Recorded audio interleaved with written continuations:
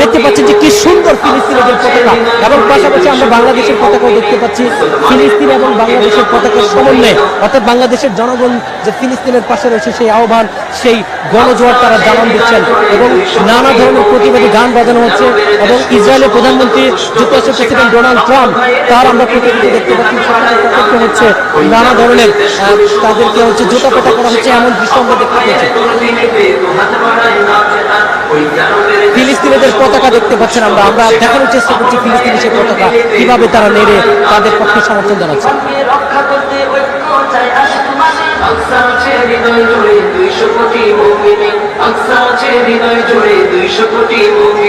মুসলমানের প্রথম কিবলা পুণ্যভূমি নবীদের, আকসা আছে হৃদয় জুড়ে 200 কোটি মুমিনের, আকসা আছে হৃদয় জুড়ে 200 কোটি মুমিনের। সালাদিনের সৈন্যরা সব প্রস্তুতি নাও একসাথে, আকসাকে আজ মুক্ত করতে জুলুমবাজের হাত থেকে।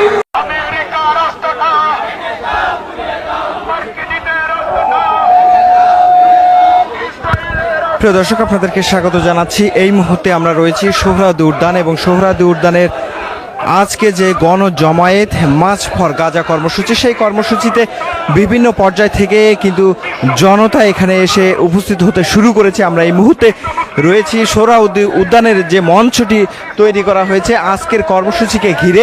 এই যে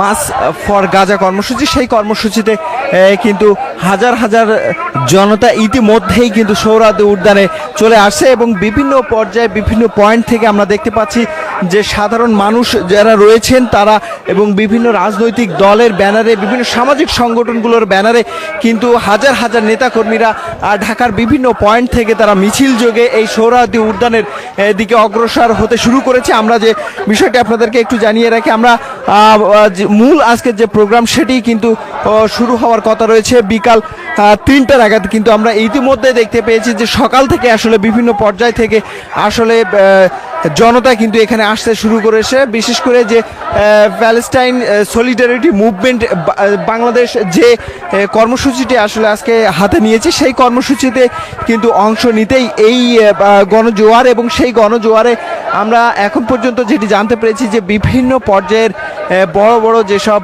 সংগঠনগুলো রয়েছে, সেই সংগঠনগুলো, বিশেষ করে রাজনৈতিক দলের সংগঠনগুলো এবং সামাজিক সংগঠন যেগুলো রয়েছে, তারা কিন্তু এই কর্মসূচিতে অংশ নেবে। এবং আপনাদেরকে একটু জানিয়ে রাখি, ফিলিস্তিনে যে ইসরায়েলের বর্বরতার হামলা, সেই হামলার প্রতিবাদে জানাতেই কিন্তু আজ বাংলাদেশে কিন্তু এই কর্মসূচিটি হাতে নেওয়া হয়েছে, এবং তারই অংশ হিসেবে আমরা দেখতে পাচ্ছি আসলে এখানে কিন্তু ইতিমধ্যেই কিন্তু সোহরাওয়ার্দী